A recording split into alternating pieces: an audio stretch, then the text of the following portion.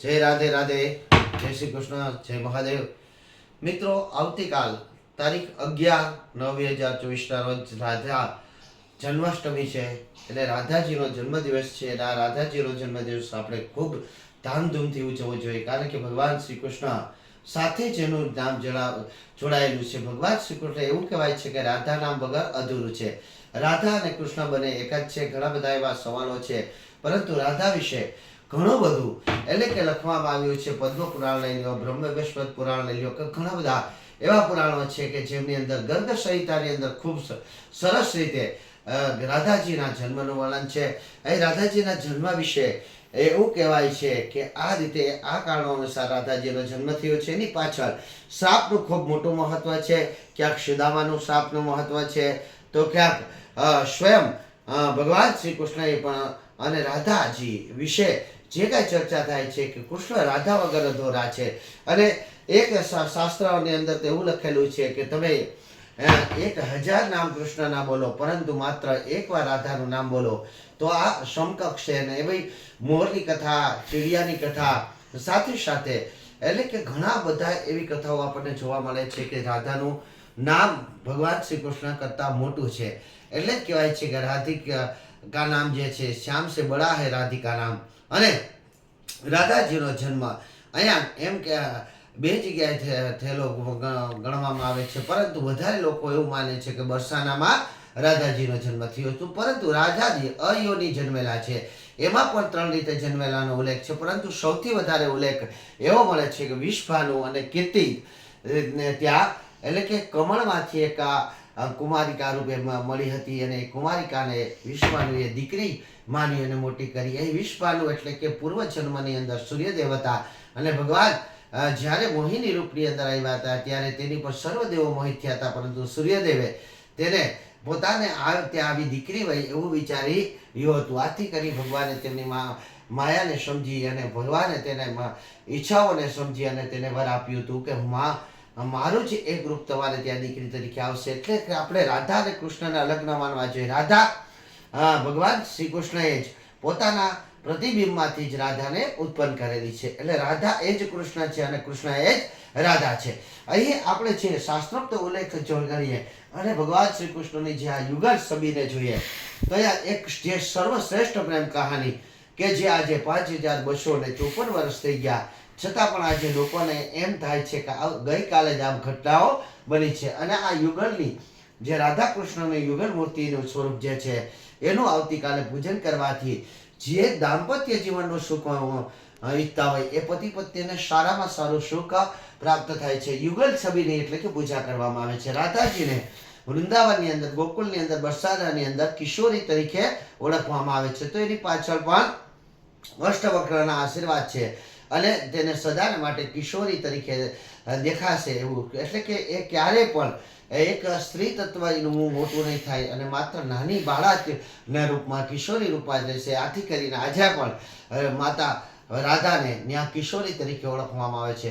મિત્રો, અહીંયા રાધાને જે સીધામાનો પૂર્વ જે શ્રાપ હતું, જ્યાં રાધાજી અને ગૌલોકની અંદર ભગવાન શ્રી કૃષ્ણ સાથે રહેતા હતા, ત્યારે એક દિવસને વિશે ભગવાન શ્રી કૃષ્ણ જે પોતાની અન્ય રાણી સાથે વિરહ કરી રહ્યા હતા ત્યારે રાધાજી આવે છે અને ગુસ્સે થાય છે અને માધવને ગમે તેમ બોલવા લાગે છે. ત્યારે આ સુદામા જે છે તે તેના પર ક્રોધિત થાય છે. અને આ સુદામા જ્યારે ક્રોધિત થાય છે ત્યારે તે રાધા જે છે તેને આ પૃથ્વી ઉપર જઈ અને મનુષ્ય અવતાર લઈ અને ગરીબ બ્રાહ્મણ તરીકે જન્મ લેશે એવો શ્રાપ આપે છે.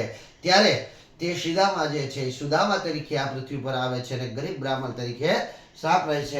અને ભગવાન શ્રી કૃષ્ણથી અલગ થઈ જાય છે.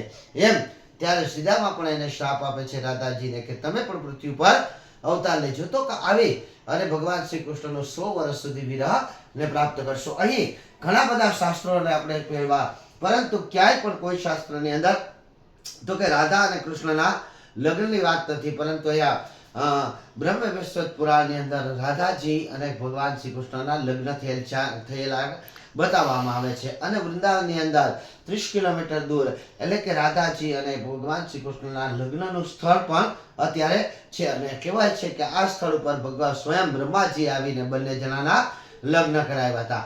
અહીંયા રાધાજી અને કૃષ્ણ વિશે એવી ચર્ચા થાય છે કે રાધાજી કૃષ્ણ કરતા કેટલા મોટા હતા. તો મિત્રો આ રાધાજી કૃષ્ણ કરતા 11 મહિના અને 15 દિવસ મોટા હતા. ઘણા લોકો આવી ચર્ચા કરે છે કે 8 વર્ષ મોટા હતા કે 5 વર્ષ મોટા હતા. ના મિત્રો, ભગવાન શ્રી કૃષ્ણનો જન્મ શ્રાવણ વદ 8મ દિવસે થયો હતો, જ્યારે માતા રાધાનો જન્મ ભાદરવા સુદ 8મ દિવસે થયો હતો. આથી માતા ભગવતી જે છે તે ભગવાન શ્રી કૃષ્ણ કરતા 11 મહિના ને 15 દિવસ મોટા હતા, એટલે કે 11.5 મહિના મોટા હતા. અહીંયા ભગવાન શ્રી કૃષ્ણનું માગાની પણ વાત છે કે રાધા સાથે માગું પણ નાખ્યું હતું અને અહીંયા લગ્નની પણ વાત છે. પરંતુ અહીંયા આના રાધાજીના જે લગ્ન છે તે યશોદાના જ ભાઈ અને વિશ્વ ગણાતા એવા વાનર સાથે થયા હતા. પરંતુ અહીંયા એમ કહેવાય છે કે રાધાજીએ તેની સાથે લગ્ન નહોતા કર્યા, પરંતુ પોતાની એક છાયા જે ઉત્પન્ન કરી અને તે મૂકીને રાધાજી એટલે કે ત્યાંથી નીકળી ગયા હતા અને ત્યારે એ છાયાએ એની સાથે લગ્ન કર્યા હતા. તો એ રાધાજી સાથે ઘણી બધી કથાઓ જોડાયેલી છે.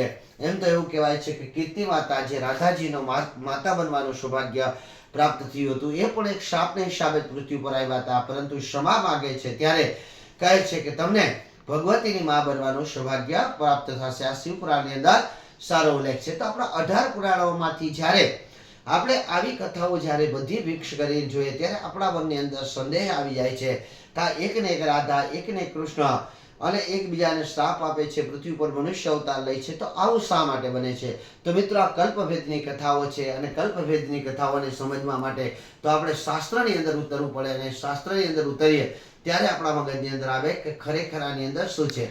વારે ઘડીએ અનેક વખત જ્યારે આપણે હમણાં જે દ્વાપર યુગના છેલ્લા સમયની આપણે વાત કરીએ, ભગવાન શ્રી કૃષ્ણના સમયની આપણે વાત કરીએ, તો અનેક દેવી દેવતાઓએ ભગવાન શ્રી કૃષ્ણ સાથે જન્મ લીધા હતા. તો અહીંયા રાધાજીની જે આવતીકાલે એટલે કે તારીખ 11/9/2024 અને આવતીકાલે બુધવાર છે ને, એટલે બુધવારના રોજ રાધા જન્મદિવસ છે. આથી કરી રાધાજીનો જન્મદિવસ ધામધૂમથી ઉજવો. અને ભગવાન શ્રી કૃષ્ણ સ્વયં એમ કહે છે કે જે વ્યક્તિ મારા કરતા રાધાનું સ્મરણ કરે છે ને હું દોડીને જાઉં છું.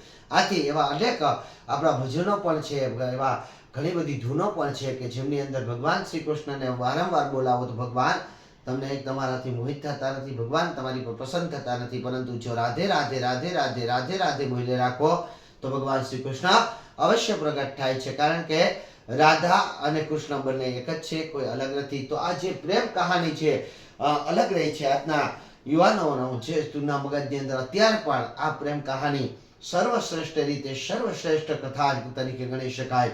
અને રાધા કૃષ્ણનો પ્રેમ અમર જે છે, પરંતુ આ રાધા અને કૃષ્ણ બંને એક જ છે. અને રાધા કૃષ્ણના જે એક શક્તિ રૂપે રાધા છે અને રાધા ભગવાન શ્રી કૃષ્ણની આત્મા છે. રાધા વગર કૃષ્ણ નથી અને કૃષ્ણ વગર રાધા નથી. એટલે કૃષ્ણને જો પ્રાપ્ત કરવો હોય તો રાધા રાધા બોલો. જય શ્રી રાધે, જય શ્રી રાધે, જય શ્રી રાધે.